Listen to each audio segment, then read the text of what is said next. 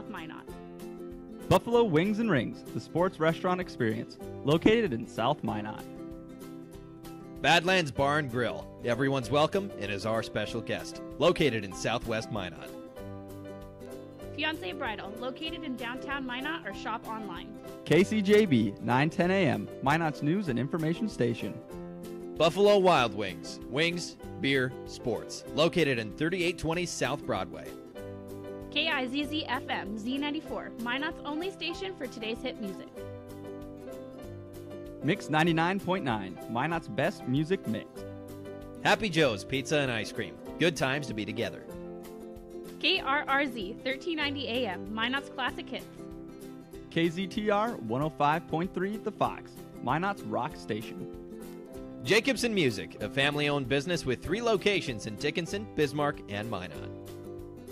KYYX 97 Kicks FM, Minot's hot new country.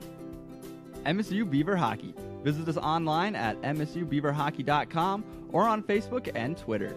Qdoba, easy, on time, full of flavor.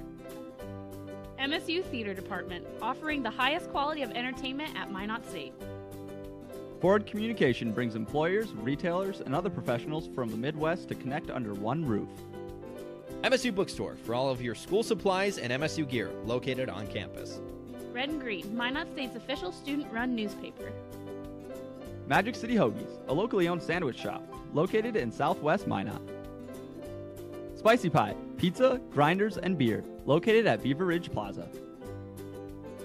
Mike Blessum, State Farm Insurance Agent at 11th Avenue, Southwest Minot. Taco John's, offering fresh tacos, burritos, nachos, and breakfast.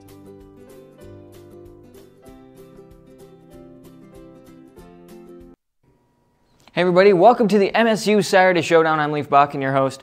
And today we've got the lineup, much as usual compared to what we've been doing the last few weeks. This is the last MSU Saturday Showdown, as it is senior day here in Minot, North Dakota. Beavers taking on the MSU Moorhead Dragons. And we'll talk a little bit about that. We'll talk about last week's game and get going on how they did last week on a big win. And then Beavers looking for another win today, and we'll talk to Coach Aldrich about that. Lane will have a special interview. Speaking of Lane, let's see what he's got for a preview over at the sports desk.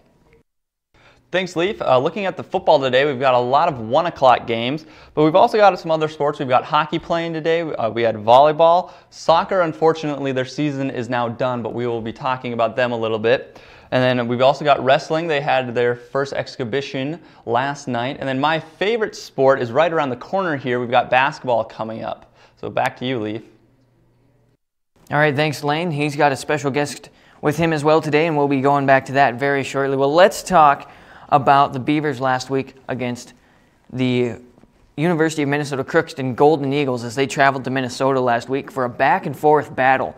Quarterback Zach Cunha threw 20 for 26 and had 157 yards with 3 touchdown passes and 1 TD run. So Cunha been doing well when he takes the ball himself sometimes. Cunha was able to connect with Ryan Fila once for a 35-yard touchdown. Lane Torgerson caught 2 for 33 yards, and Taylor Maloney had 3 catches for 29 yards, but neither of them ended up in the end zone. The other TDs were caught by Levante Bushnell and Ray Watkins. Larry Overstreet was able to run for 111 yards and a touchdown, averaging just under 5 yards a carry. Hayden Van Winkle had the next most yards at 29, with Lucas Butts having 16 yards and a touchdown to follow that. So obvious that Overstreet took most of the carries himself and was able to turn it into big points, and a good job by the freshman running backs also getting forward progression for the Beavers against Crookston. Again, it was back and forth the whole time. It ended being 35-35, and the Beavers would go and get one final touchdown and be 42-35 victory. The Beavers defense played a big role as well, with Bryce Broom leading in tackles with 9 of those, Nico Walker behind at 5. Walker also had his 2nd interception of the season. So where does that put us today against the Dragons? The Beavers are 2-7 going into today's game against the MSU Moorhead Dragons, and if they win, they could be 3-3 in the North. The Dragons are in the same boat, though, with a 2-3 record in the North. this win putting them at 3-3 in the North. The Dragons are 4-5 overall in the conference. So, big deal there, and we'll see what the Dragons bring to town. The biggest thing is that it's snowing.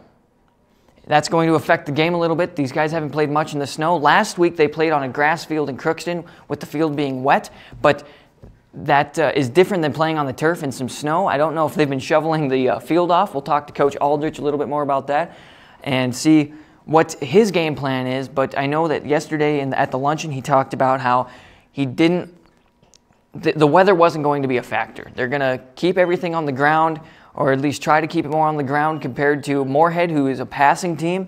And so the weather's really going to affect the passing game today. So we're going to have to see how that all pans out. And, of course, we'll talk to Coach Aldrich about his game plan for today and what the plan is for this game. And it's a big one, senior day for the Beavers, and trying to make things work out and get the third win on the season and move up in the North for ranking in that sense.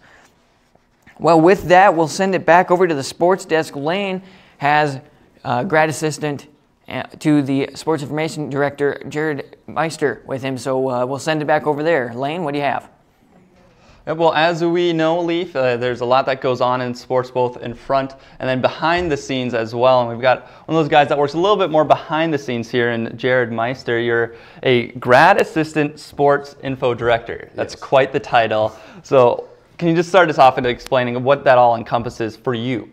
Yeah, a sports information director, I like to think, is the PR of the athletic department. You're facilitating media requests, interviews with student radio, paper, and everything. And then also you're basically the numbers guy of the athletic department, whether it be doing stats during games or facilitating stats to the away teams. So like if we're playing away, we're sending our stats to them, like game notes and such. And then also social media as well.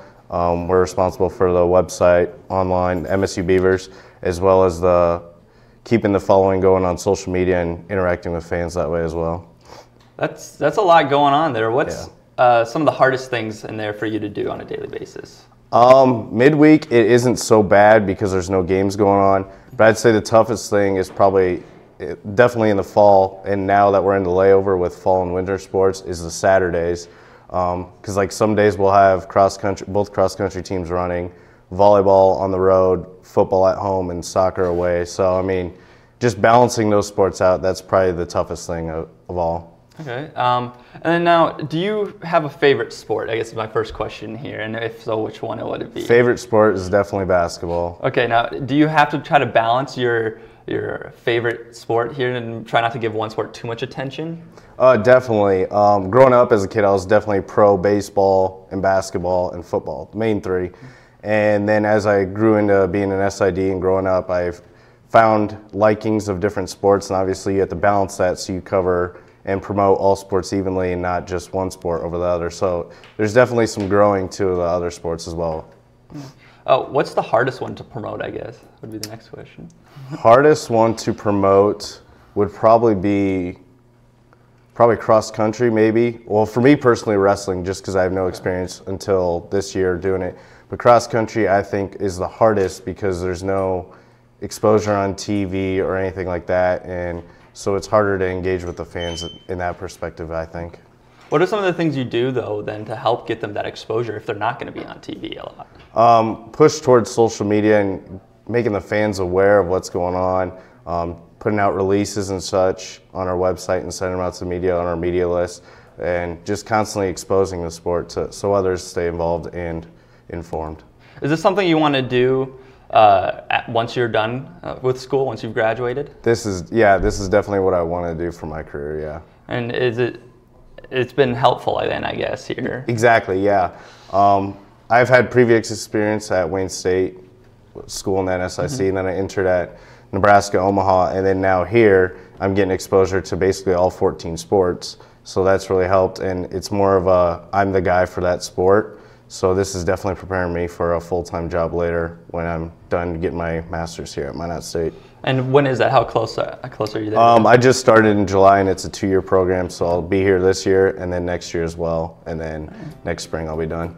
We look forward to having you around. What are some of the things, though, that have been kind of new being up here in Minot State compared to Wayne State? Like some of the differences between the job or some of just even the schools in general? That's a tough question because actually, in my personal opinion, I think Wayne State and Minot State are exactly alike. Smaller enrollment comparison to schools in the conference. And on campus, like within the athletic teams, I think it's a close-knit community. At Wayne State, you'd see other athletes supporting other athletes, like volleyball going to football. I mean, I know it's hard with their busy athletic schedules, but in their free time, they go to other teams' events. And then I get to Minot State, and that's the same way it is here. Wayne's in a community of 5,000, whereas Minot's much bigger, but there's still that close-knit community, which I think is unique and awesome on campus. So I think they're basically kind of alike. All right, well, that's great to hear. And we thank you for being with us here today. Thank you, Jared. And once again, guys, that's Jared Meiser, the Grad Assistant Student Information Director. But before we continue with our show, we're going to take a quick break with our underwriters. All-American Trophies for all your screen printing and embroidery needs. Art Main, women's clothing, accessories, and art supplies located 13 Main Street, South Minot. Buffalo Wings and Rings, the sports restaurant experience, located in South Minot. Badlands Bar and Grill, everyone's welcome and is our special guest, located in Southwest Minot. Fiancé Bridal, located in downtown Minot or shop online. KCJB, 9:10 a.m., Minot's news and information station. Buffalo Wild Wings, wings, beer, sports, located in 3820 South Broadway. KIZZ FM Z94, Minot's only station for today's hit music. Mix 99.9, Minot's best music mix. Happy Joe's Pizza and Ice Cream, good times to be together. KRRZ 1390 AM, Minot's classic hits. KZTR 105.3 The Fox, Minot's rock station. Jacobson Music, a family-owned business with 3 locations in Dickinson, Bismarck, and Minot. KYYX 97 Kicks FM, Minot's hot new country. MSU Beaver Hockey. Visit us online at msubeaverhockey.com or on Facebook and Twitter. Qdoba, easy, on time, full of flavor. MSU Theater Department, offering the highest quality of entertainment at Minot State. Forward Communication brings employers, retailers, and other professionals from the Midwest to connect under one roof. MSU Bookstore for all of your school supplies and MSU gear, located on campus. Red and Green, Minot State's official student-run newspaper. Magic City Hoagies, a locally owned sandwich shop, located in Southwest Minot. Spicy Pie, pizza, grinders, and beer, located at Beaver Ridge Plaza. Mike Blessum, State Farm Insurance Agent at 11th Avenue, Southwest Minot. Taco John's, offering fresh tacos, burritos, nachos, and breakfast.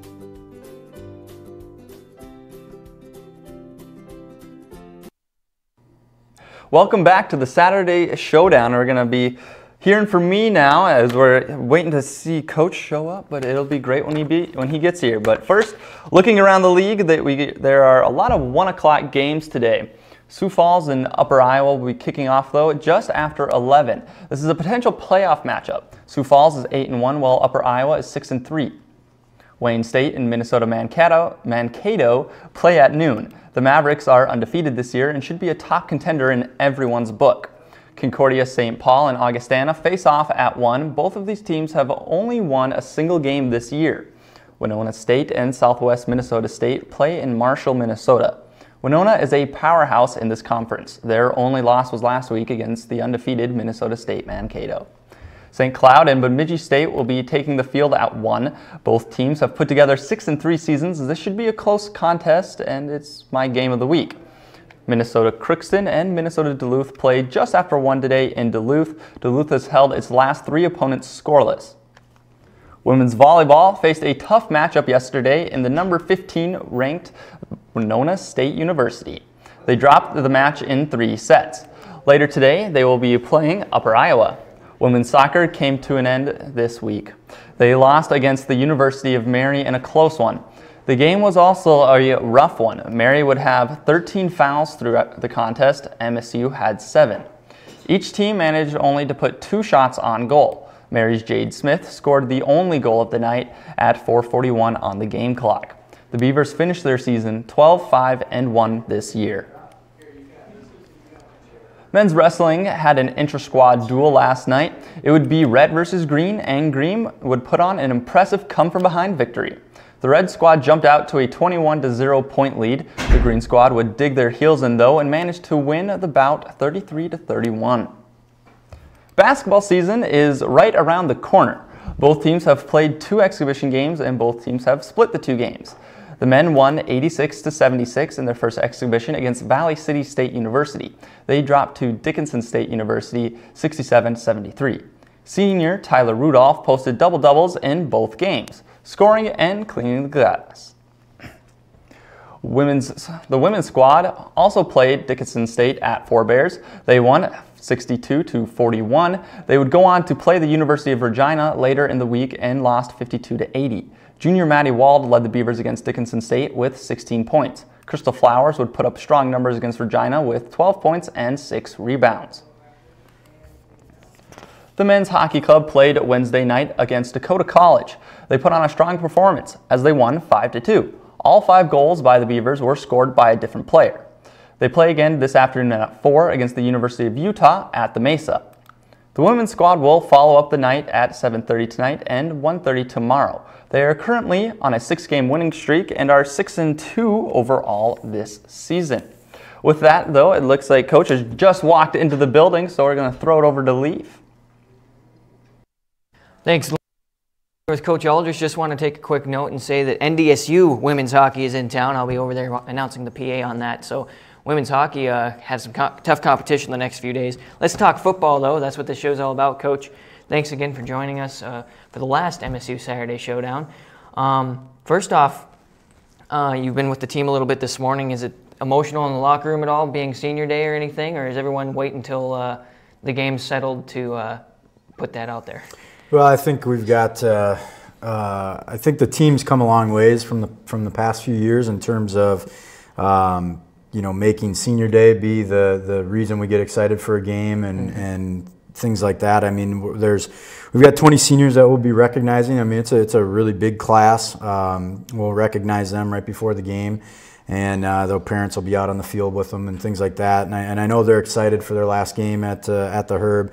But I think it's really being overshadowed by the opportunity to play in the snow, an opportunity to try to see if we can string 2 wins together in a row. So we've got a number of subplots there that I think is what's more of a motivational factor than the emotional being of the seniors. And to be honest with you, we still have another game left after this. Right. But if this was our last game of the year, then I think the emotions would be running pretty high. So let's jump back to last week and talk a little bit about going against the Golden Eagles. I was at the luncheon yesterday. You talked about, or some of your players talked about how the field was kind of muddy. It's a grass field compared to our turf. So some guys had never played on grass before. It's a whole different game. Did that affect the gameplay last week? And is that why maybe it became a back and forth battle? I think it affected it a little bit, in terms of, we got out on them pretty early and jumped on them, and I think our guys were very energetic and they were into the game early. And then to Crookston's credit, they battled themselves back into it. And then once that happened, then I think our guys lost some of that belief and confidence, and so then they started to slip more, which they didn't do early in the game. They started missing some tackles, they started dropping some catches, and all those things. And it's all those things kind of lump under that that gray area called momentum. And so when the other team had it, we all of a sudden kind of fell into the trap, and so it made it much more of a struggle than it needed to be. So Cunha had a nice throwing game last week. Overstreet with an awesome running game, 111 yards. So are we expecting to see the same thing this week? A lot of running, I guess, with the weather going to affect passing. Yeah, I think so. I mean, I think last week Zach had he was 20 of 27. He threw 3 touchdowns. He ran for another touchdown. He made all the right checks that we needed him to make. I mean, he played his best all-around game for us this year, no doubt, hands down. And he was very mature in everything that he did. And that's the kind of leadership that we need at that spot. And then Larry Overstreet finished with a solid day. He kind of dipped down a little bit in the middle of the game where he wasn't running the way we wanted him to run. And we got our other 2 freshmen in there, Hayden Van Winkle and Lucas Butts, and they had really good productive days for us. And our run game was just solid all the way around, and we needed it to be. We knew we were going to really focus on that and have some success with it. And so coming into this game, we're going to play a better defense than what we played last week. But again, when the snow is falling like it is and the field's going to be wet and sloppy, both teams are going to have to rely more on their run game than their pass game. Now the wind isn't a factor, but the balls are going to get slick and they're going to get water soaked and all those type of things. So we need our run game to be good. We need it to be productive, and we need to be able to keep their offense off the field by us just eating up the clock. Now, in your words, and I agree with you completely, this is a winnable game for the Beavers, but you're searching for that perfect game. Unfortunately, you only have 2 games, including today, to have that perfect game. What's it going to take to have the perfect game? Is it 30 tackles by the defense up front and 160 passing yards and 300 run? What makes the perfect game for you guys? For us to have the perfect game that we're searching for is, we play on defense. We play error-free when it comes to assignment and alignment. We're going to make mistakes. Everybody's going to make mistakes when it comes to the athletic part of it. Whether you miss a tackle, you get out jump for a football, things like that. And so for us, what we've been still doing is we've just creating these self-inflicting wounds of penalties, not doing our job correctly, just little things like that, but they mount up, and then at the end of the day, it costs us a game. So that's what we're looking for on the defensive side. And then offensive side, what we're looking for, and we were close to it on Saturday, was we want to be over 50% on third downs, on our third down conversions. We want to have a 100-yard rusher and be able to average about 4 to 5 yards a rush. We want to be 100% in the red zone scoring. Last week we were 5 for 5, right, which we hadn't done all season. So we want to be able to do that, and we want to be able to end. Really, the best litmus test offensively for a perfect game is, can you end every drive with a kick? So meaning punt, field goal, or PAT. And if you can do that, then you're not turning the ball over, and you're not self-inflicting yourself. So with all that being said, that's what we're searching for. And yeah, there's only 2 games left, but we know that we're not going to play the perfect game one, year one of what we're doing. Right. And so if the perfect game comes today, if it comes next week, I mean, that's still right on track to what we're trying to do. Right. You'll be satisfied as a first-year coach here, and that you came to the end of the season and were able to find that. And those are all, to me, those all seem like very reasonable goals and things. And I think your team obviously expresses that too, and knows that those are easy to achieve. Not easy, but you're able to achieve those. Right. They're obtainable. Right.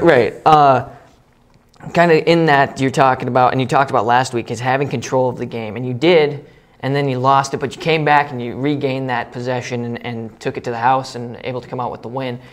What are the keys to having control? Is it, again, taking care of those mistakes, obviously, but what else gives you control and gives you the driver's seat?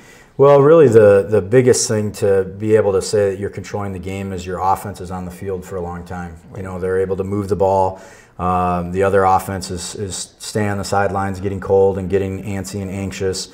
And so then we're dictating the flow of the game. And then if we want to all of a sudden jump into a hurry-up mode, we can jump into a hurry-up mode, and then pull back and slow it down and do all those things where we can just control the flow.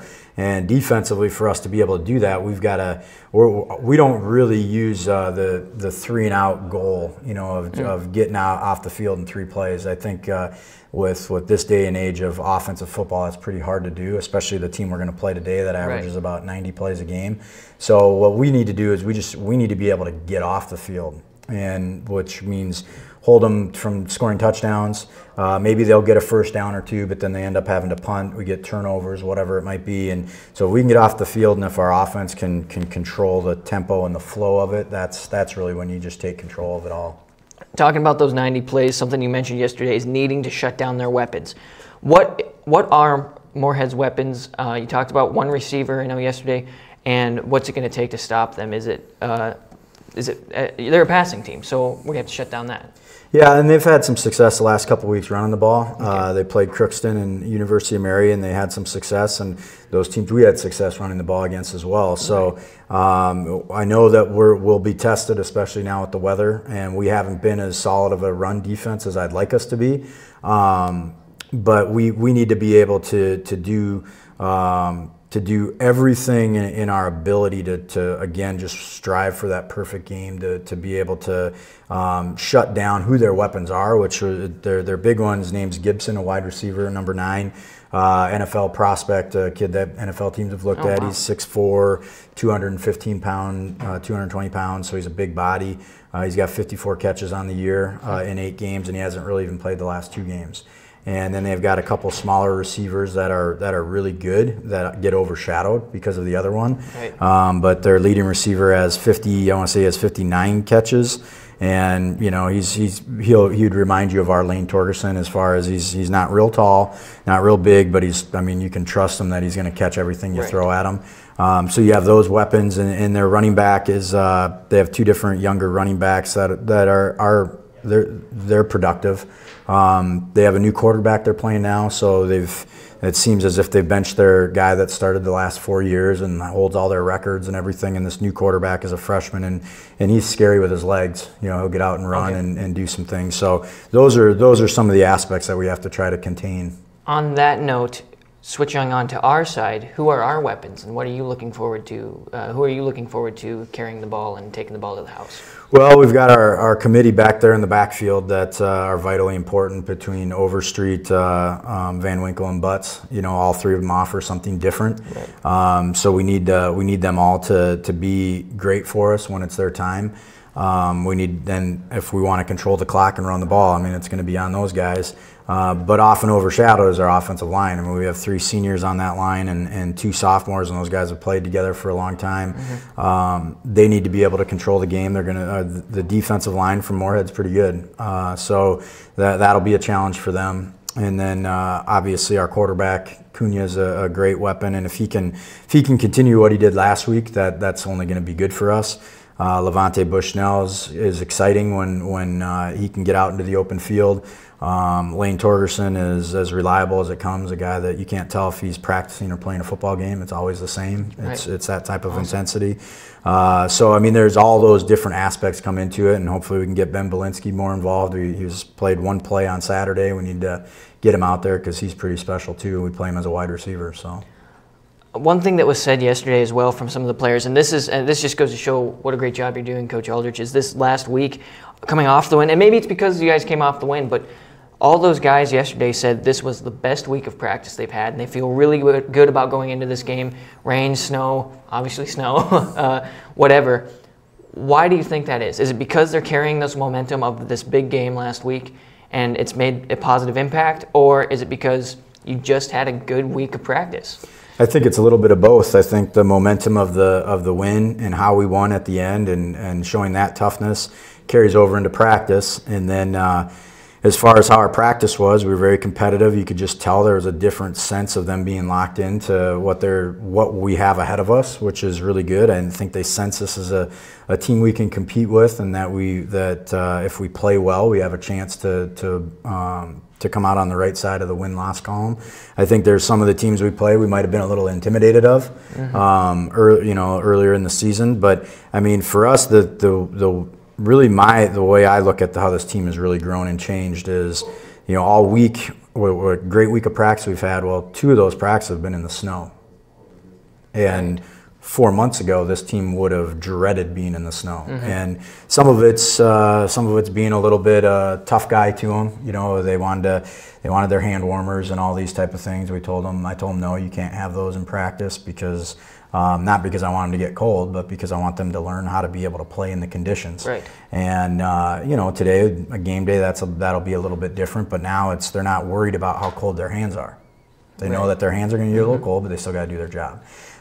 So I think that all kind of carries over into it, and I think we just kind of been creating this, for lack of a better term, but very apropos, we've been creating this snowball that's turning into an avalanche, and hopefully we can get that thing to fall today. One thing I was thinking about is with the snow coming in the forecast and whatever, is when I was in high school, and I'm from South Dakota, so we love playing in the snow. This is football weather, and a lot of these guys are from California or warmer areas and where they probably don't see a lot of snow. I think it's really cool that they probably want to play in the snow now, and they're ready to play in the snow, and playing in the snow is fun, and they probably recognize that today. Yeah, and that was the other message I gave to them this morning, just to remind them there's a lot of you guys that have never played in the snow, and there's a lot of you guys who have friends that will never get to play in the snow. And so this is a unique experience for you, and you're going to find out. You're going to have a lot of fun. If you're playing, you're going to be hot and sweaty because it's warm out there. It's about 32 degrees and it's fluffy, wet snow. Right. So it's a lot warmer than what you think it's going to be when you're actually out there playing. A couple more things, stepping away from the game a little bit from today. Are your guys where you expected them to be at this point in the season? I kind of went into it without really any grand expectations, right. Without knowing the guys well enough and knowing how they would respond to change.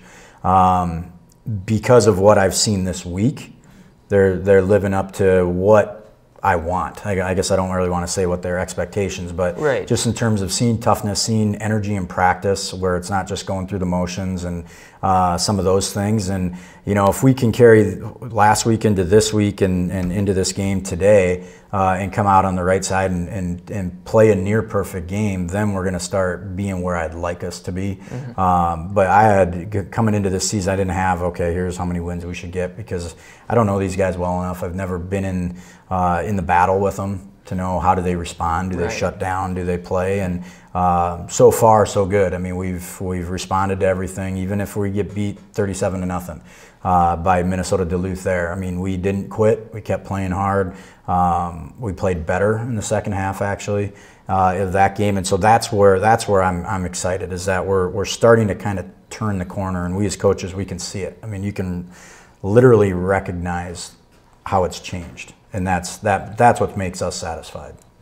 So, along the same lines, how has your first year at Minot been? And it's not over yet, but what are you looking forward to coming back for the next time?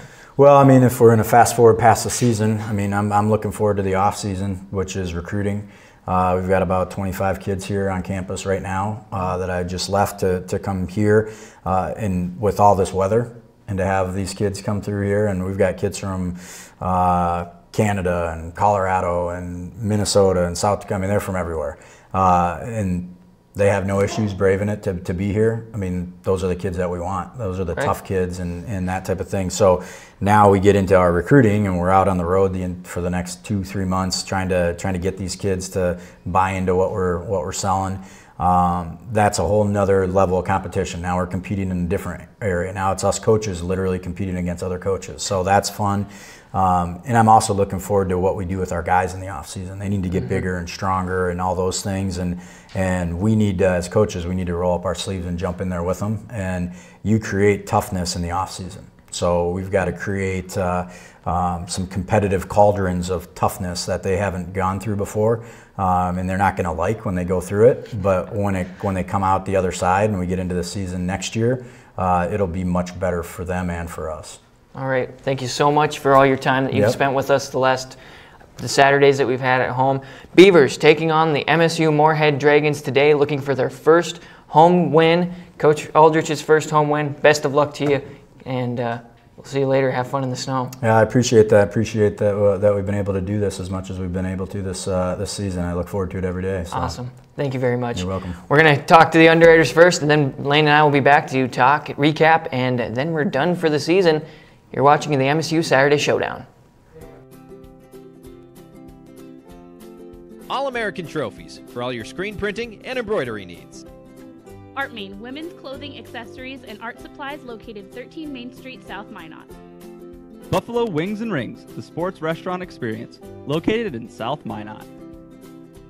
Badlands Bar and Grill. Everyone's welcome and is our special guest. Located in Southwest Minot. Fiancé Bridal, located in downtown Minot, or shop online. KCJB, 9:10 a.m., Minot's news and information station. Buffalo Wild Wings. Wings, beer, sports. Located in 3820 South Broadway. KIZZ-FM, Z94, Minot's only station for today's hit music. Mix 99.9, Minot's best music mix. Happy Joe's Pizza and Ice Cream. Good times to be together. KRRZ 1390 AM, Minot's Classic Hits. KZTR 105.3 The Fox, Minot's rock station. Jacobson Music, a family-owned business with 3 locations in Dickinson, Bismarck, and Minot. KYYX 97 Kicks FM, Minot's Hot New Country. MSU Beaver Hockey. Visit us online at msubeaverhockey.com or on Facebook and Twitter. Qdoba, easy, on time, full of flavor. MSU Theater Department, offering the highest quality of entertainment at Minot State. Forward Communication brings employers, retailers, and other professionals from the Midwest to connect under one roof. MSU Bookstore for all of your school supplies and MSU gear, located on campus. Red and Green, Minot State's official student-run newspaper. Magic City Hoagies, a locally owned sandwich shop, located in Southwest Minot. Spicy Pie, pizza, grinders, and beer, located at Beaver Ridge Plaza. Mike Blessum, State Farm Insurance Agent at 11th Avenue, Southwest Minot. Taco John's, offering fresh tacos, burritos, nachos, and breakfast.